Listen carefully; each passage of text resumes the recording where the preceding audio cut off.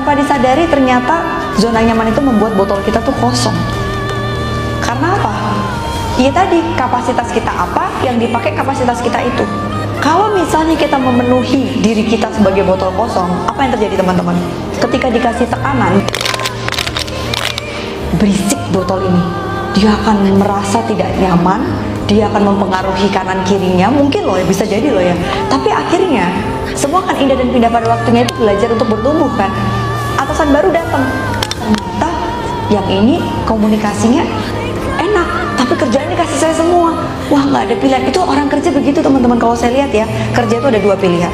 Yang satu kerjaannya enak, gajinya kecil, lingkungannya asik, itu dijabanin tuh. Anak-anak zaman sekarang begitu, banyak sesuai passion gitu ya, gajinya kecil tapi bertahan, ya nggak? Yang satu gajinya gede, fasilitasnya oke, tapi lingkungannya toksik, ditahan-tahanin, mau kayak apapun, ya udah deh gue bertahan.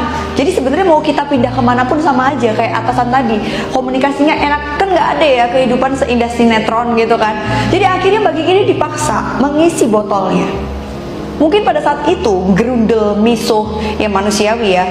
Ini tuh kayak kalau dia bertahan dengan botol yang kosong, dia kalau digencet, wah ini udah wassalam nih, udah nggak tahu nih gimana. Tapi akhirnya pelan-pelan dia mengisi dirinya, memenuhi kapasitas yang dibutuhkan sebagai tim leader.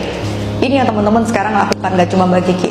Akhirnya Anda mau nggak mau, dikit demi dikit Anda memenuhi botol Anda, belajar sabar, connect dengan atas, connect sama bawah, ngerjain pekerjaan yang mungkin bukan job desk Anda banget, tiba-tiba harus belajar. Akhirnya botol ini mungkin belum penuh, belum sempurna, tapi ketika dia dikasih tekanan, botol ini nggak akan seberisik tadi. Mungkin berisik dikit, misuh dikit, tapi akhirnya bertahan, berdiri lagi. Padahal implementasinya tergantung manusianya itu sendiri.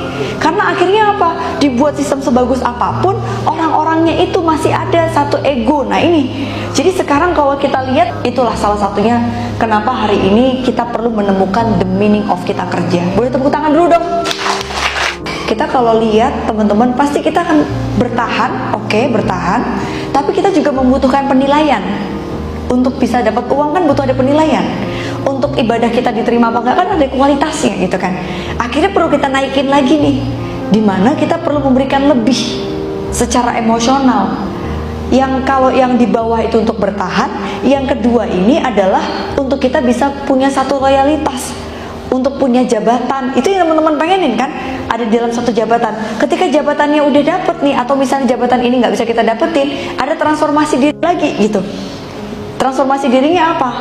Pada saat tadi teman-teman ternyata ketemu dengan atasan yang sulit, ada transformasi diri kita, belajar sesuatu, memaknai kenapa kita jadi pribadi yang nggak boleh kayak gitu.